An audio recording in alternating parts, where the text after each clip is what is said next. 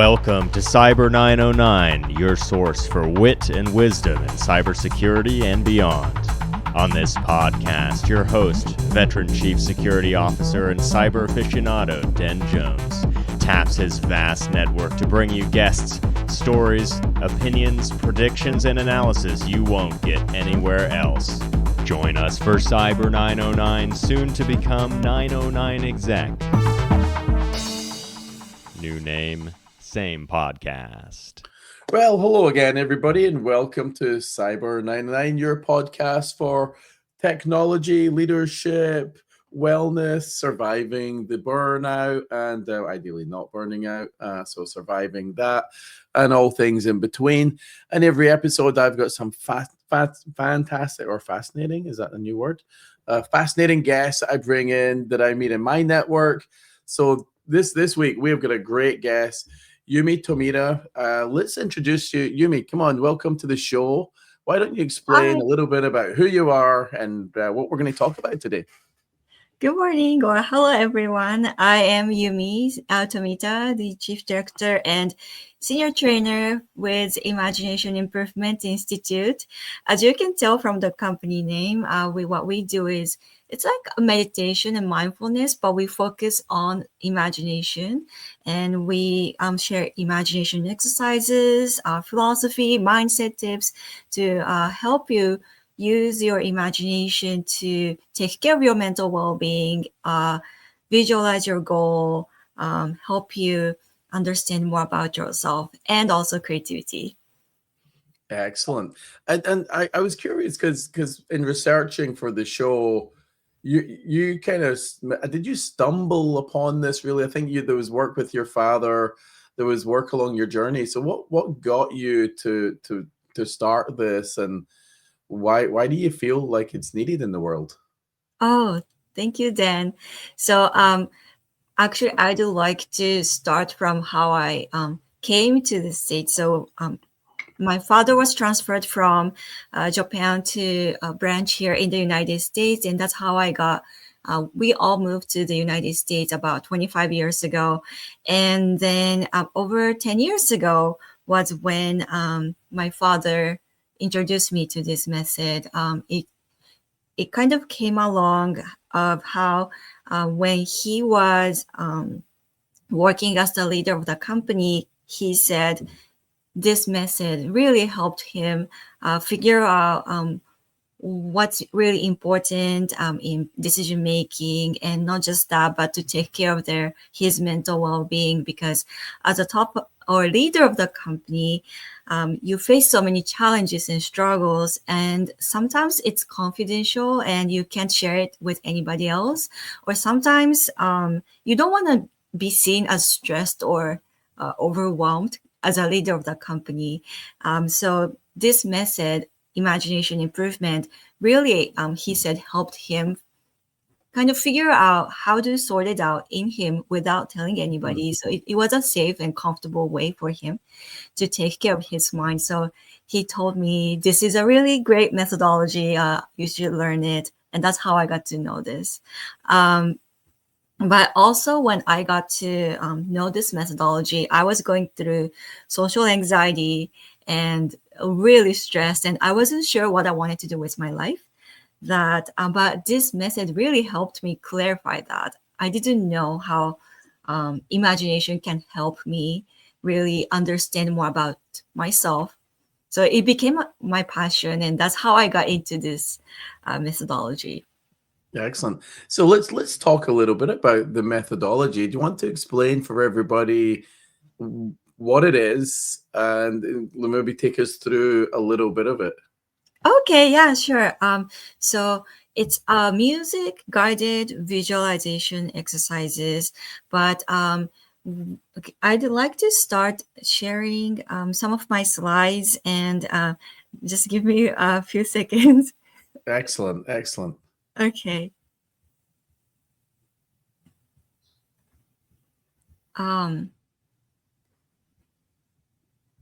And I think so. We met during a provisors meeting, and you took the group through this visualization technique. And I look at this as we get to see what you're sharing here. So I think of it like there's a huge importance for your mental well-being that something like this exists, which is why I wanted to have you on the show so you can share with people. So let's talk about this. Okay, yes, wonderful.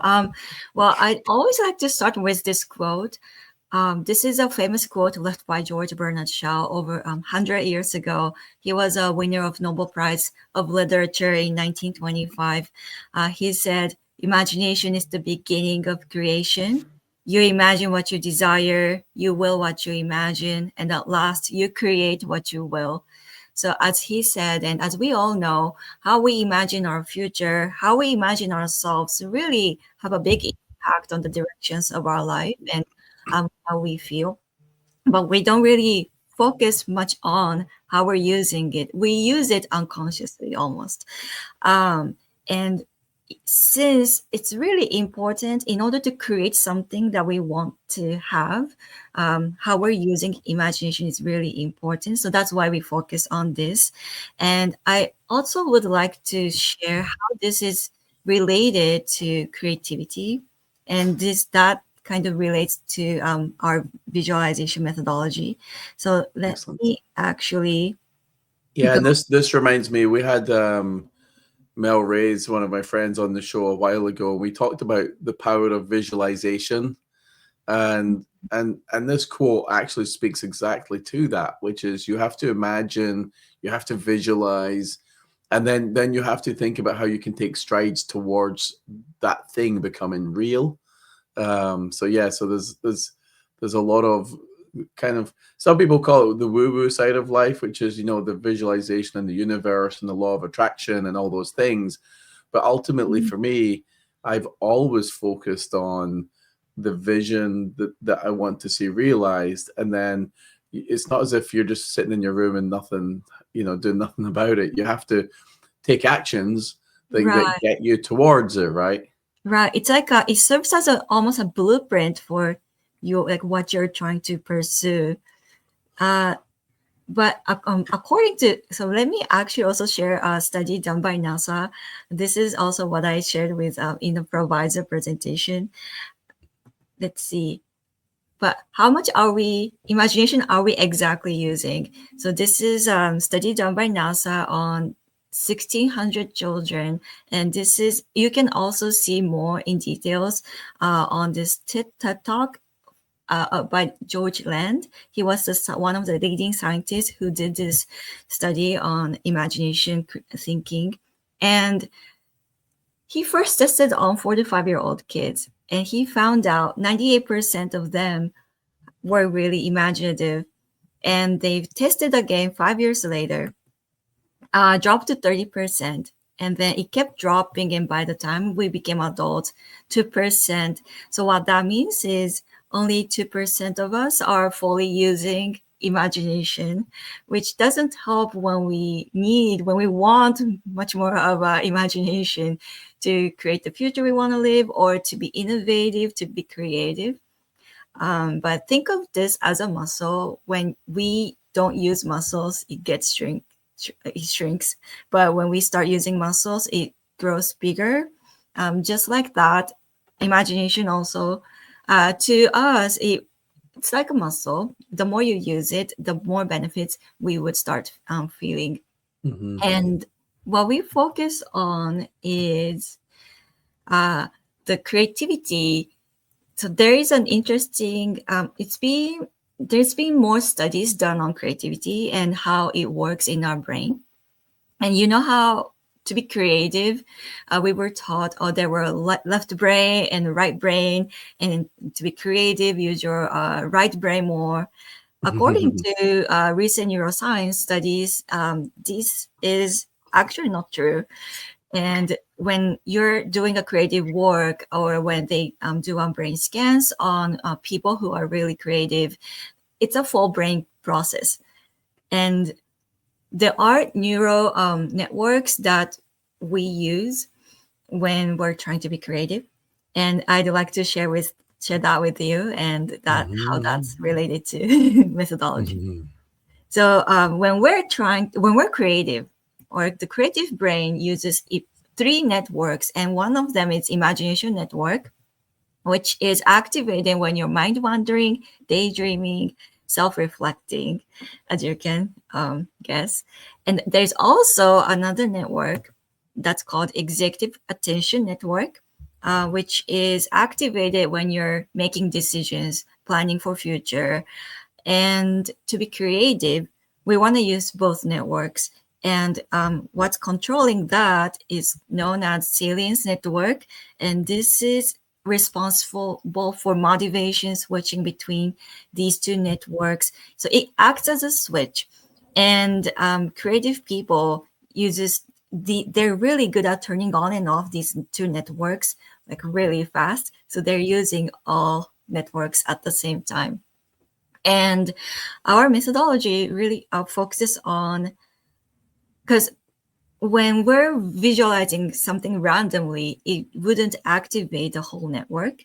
So what would be important is to visualize something that's related to us. And there are more researches done on this. So we're like scientists are discovering more and more on these. But when you're visualizing without losing on the theme of a thought or theme of your interest, then that's when you can utilize more of your creative brain. So our methodology focuses on utilizing this, and also helps you focus by using music. And music also helps you do an introspect work in yourself. And our music has been sound edited to help focus in yourself. So it helps you clear your mind and helps you focus on the theme of your interest without being overwhelmed. Excellent. And I was thinking as you were talking there, there's the amount of studies on neuroscience is just increasing all the time now, right? And they're like you say, they've began to realize that the left and right brain concept isn't kind of what they thought it was. And we do context switch a lot within, our every second, and you're using different parts and different neurons are firing. So when you speak to, so actually let's talk about your typical clients that you go and you work with. What do they look like? Who are the kind of people that are calling you up, and why are they calling? Most of the time, so we have three different client groups. One is school. So we've done some workshops for Minerva University, who is up in San Francisco, and we've done some workshops for the university students. We've also done for the Stanford University, collaborating with the mindfulness professor there. But we also have companies, and the companies, it's interesting because it's a wide variety of businesses, but what they have in common are mainly two things. One, they're either looking for new or unique ways to take care of their stress for the team. And they are also looking for something that's like not too serious, but something that can be really interactive and helpful for team building as well. So that's the kind of clientele. And also some companies are looking for ways to enhance their creativity especially when they're working on innovative, like they have to come up with really fresh ideas, innovative ideas, creative ideas for businesses. How can they do that? And they're looking for new ways constantly. So that's where Yeah. I certainly, because having sat through a little slice of this at our provisor meeting, I could imagine for team building, this would be excellent, especially for leaders who lead creative teams that require creative thinking and out of the box thinking, right? So I could imagine that would be a really good client for you guys. When you think of future skills and the evolution of technology, what do you think? How do you think this can play into helping create a better, well-rounded leader, and enable this to be a tool in their toolkit? So I think I will also like to share some of the slides. So let me see. Let me pick the slides again. Yeah. And let me actually. And yeah, you're the first person we've had on the show that's actually shared slides, and so this is new for me using StreamYard as we do some slide sharing. Oh, wonderful! Yay. I'd like to share something. One of the recent report done by World Economic Forum on the top skills that businesses prioritize in the business. So they, how AI is emerging, and AI has been incorporated a lot in our daily lives and in work as well. But there is one skill that's known to be unreplaceable by AI, which is imagination. Well, yes, AI can come up with images or creative ideas based on the past data that they've accumulated, but something that where we have to come up from zero or scratch, that's something only humans can do. So I think this is it's reflected on these top skills that businesses would like to prioritize, and creative thinking is ranked in top 2, and which is what's surprising to me, because I would assume something like AI or programming skills. Yeah. I thought that would be listed as like higher than creative thinking, but so this is the trend that we're seeing. So I think something that cannot be replaced by AI, soft skills, like curiosity or creative thinking, those can be important skills that companies would like to prioritize. And I'm assuming that this study was done with executives as opposed to middle to low level management or individual contributors, because all of these 10 things here I look at as, if you're an executive in a company and you're building large organizations, these are the types of things you'd want your executives to have in their toolkit and in their personality, in their skills.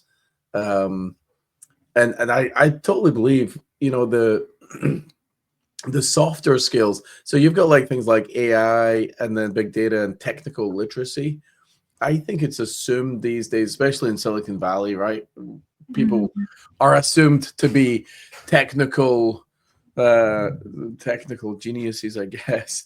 And then AI, it's also assumed that everybody here in the Valley, because we're forward thinking, we're progressive, that they therefore assume we're going to all suddenly become AI geniuses as well. But in my experience of leadership, where most of the leaders that get promoted in these tech companies in the Valley, they're promoted because technically they're brilliant. They're not promoted because their softer leadership skills or their empathy or their EQ is necessarily brilliant. They're promoted because they're technically good people. And technologists don't always make great leaders. And that's why I think if you're a technologist and in a leadership role, then you got to understand your blind spots and then figuring out tools like this that can actually help you bring the team together, that you can then help the team be more creative as you're looking for solutions. Because problem solving, which is really what we do, it takes some creative thinking, in order to solve problems, sometimes quicker or in more creative ways. And how can we think outside the box? And how can we know and be aware that we're not thinking outside the box? That's something like can be seen as really difficult, but it's really possible to be aware of those as you train your visualization. Yeah. This is great data. I think this is brilliant. So when you think of when you think of a successful client, so you've been in there, you've worked your magic, and you leave. When you hear from the clients later, what benefits do they share with you that they have seen because they've went through this? Oh, yes, that's a great question.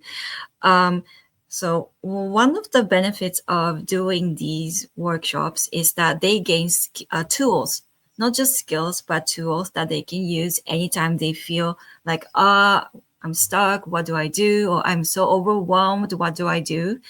Besides breathing exercises, that we don't really share breathing exercises, but I feel like that's something that everyone, a lot of people know, that something that they can do when they feel stressed or they want to relax. But in this workshop, they gain music that they can use anytime they feel stressed. They also gain like other tools and imagination exercises that when after workshops, I hear from the companies that, oh, it's my teammates are telling me that they actually use the tools. They're really useful when they feel like they're stuck or they are so stressed, but they need to focus on like their meeting or a presentation. That tools, I hear it's useful. So thank you so much. That's the kind of comments that I receive, and that makes me happy because that's exactly one of the goals of doing these workshops is during the workshops, you might feel better, you might feel relaxed, but that's not the whole point. The whole point is having the tools and feeling safe and secure that, I've got tools when I feel stressed, so I'll be fine. Yeah, and so I've got to. So there was a study done about employees who are happy at work, and the happier your employees are, that ties back to profitability of a business, and that was a study that was shared within Adobe. It was done externally, but it was shared within Adobe, and prompted a whole program of us going through surveying employees, like what are the things that make you upset or stressed or you're unhappy with. You know, you get a bunch of replies back, which everything from the canteen food to snacks in the kitchen or logging in too many times was the one that hit me, because that was what my team ran. When I think of this, I can only imagine that this can help improve the overall well-being within organizations and therefore their content and happiness. So I think this is excellent. One of the things, so personal growth, right? So how do you think that this helps personal growth professionally, but personally as well? I mean, when you go home and you're with your families and things of that nature, what benefits do you see from a personal growth perspective? So visualization is not just imagining. I think through these in the past, based on the past experiences, we communicate a lot with images within ourselves. It's used as a tool for inner communications, and it's much easier for us to visualize instead of verbalizing it. Verbalizing it can take some time, and we might not exactly sure what's really going on. We feel the maybe overwhelmingness of frustrations in us, but we might not necessarily know how to put it in words, like why is it coming, why do I feel that way. So this exercise can really help us do inner work in ourselves, like why do I feel this way, why do I feel that way. And based on that, it really helps you get down to the core of what's making you feel, say, stressed or sad or feel overwhelmed. And by doing that, it really helps you realize like why you need to work on, what you want to kind of get better at, so that way you can pursue your dream, your goal, or have a better relationships within the family. Excellent. And you talked about goals quite a few times there. So when you're thinking of setting meaningful goals, what strategies or recommendation do you have for people? we probably have all kinds of goals, whether it be like immediate goal or ultimate goal. But I'd like to when you're doing an ultimate goal visualization, that's what I tend to focus on, is to visualize the end outcome. Like what do we want to have? I want to feel happy, but not just that, but what more in detail, what do I want to pursue? And the more we do that, it helps us pursue and kind of realize, well, what steps should I take in order to get there. So I recommend doing visualization exercise of just visualizing the end outcome first, and then immerse yourself and imagine as if it's really happened right now at the moment, and then go backward and see what did I do to get there. Mm-hmm. Also, focusing on the inner voices when visualizing those can be helpful in understanding, do I really believe that I can accomplish that? Or it's just an image, and do I not really believe in myself that I can pursue that? Because that really also changes the likability of being able to accomplish the goal. Yeah. As you speak to that, it totally just, I mean, it just reminds me of the whole law of attraction, the law of the universe. And I've had so many people talk about visualization and the power of it. A lot of athletes use this as they visualize a successful race. And actually, we had an Olympian on the show a few weeks back, and yeah, Shannon we were talking about visualization as part of like your race preparation, and in sports, there's a huge piece of that. But in business, we don't think about that as much unless you start to study some of the top business leaders in the world.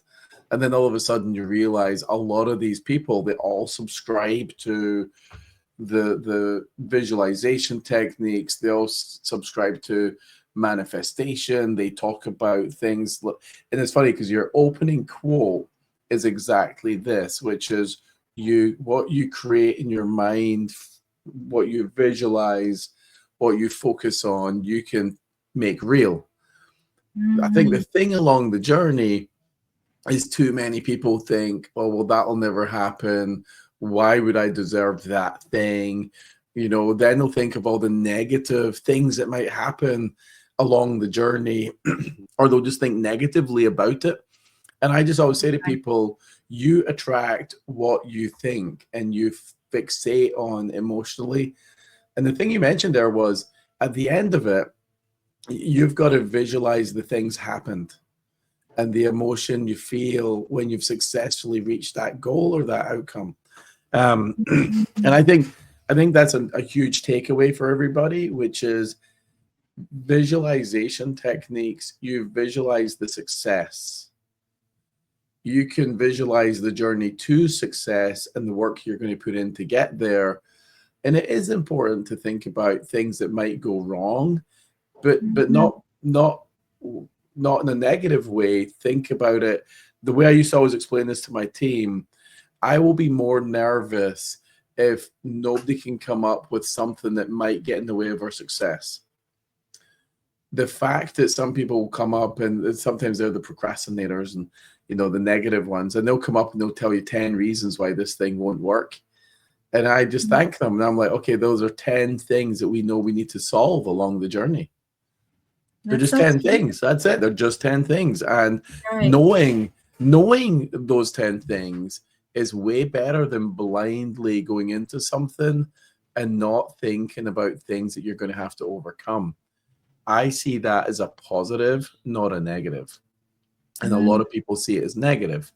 I'm so curious, in your journey, your professional career, where do you see the future? I mean, where do you see the future of your business? Like, when you think of your goals 10 years from now, Yumi, where do you see all this? So right now, meditation is well known, mindfulness is well known, and therapy they're all well known. And I think those are the things that we think of when we're mentally stressed, when we need help with our mental well-being. I would like imagination added in that category, so that way they have more tools, they have more options available. Maybe I would like to improve or work on my imaginations to help myself. And I would like to see, have that category as a self-help and self-caring methodology added in addition to those three. Yeah, no, that's excellent. And I do think 10 years from now, it's funny. I think 10 years from now, people are going to realize that all the power of the brain and how we manage and nurture our brain is way more important than ever before, because I think so many people put into learning skills, and I look at this as being a skill that people can really embrace, which will be a great tool in their toolkit. So I think, yeah, this is a great topic. I think in our show notes, so we're going to put links to how people can get a hold of you, Yumi. We're going to have, I think it'd be good to link to the TED Talk that you mentioned. As we start to wrap up, what one piece of advice or guidance or one ask you'd have of our audience? When you're stressed or when you're overwhelmed, and when you feel hopeless, it might feel the end of the world sometimes, but imagination can be the tool for you to help yourself. So you've got the tool in you already. So I hope you remember that. Excellent. I think that is great. So Yumi Tomita, Imagination Improvement Institute. So thank you for coming on the show. I really appreciate you sharing your journey, your wisdom, and also I think everybody reach out to Yumi. I think this is a great opportunity for some team building events, for some culture improvement within your organization. Hence, I wanted to have Yumi on the show because I think this stuff can be really valuable. So everybody, thank you very much. Yumi, thank you. Thank you so much, Dan. Always a pleasure. And Thanks. everyone listening. Thank you. Cyber909 will soon become 909 Exec. New name, same podcast you know and love. Look for the new name soon wherever you get your podcasts.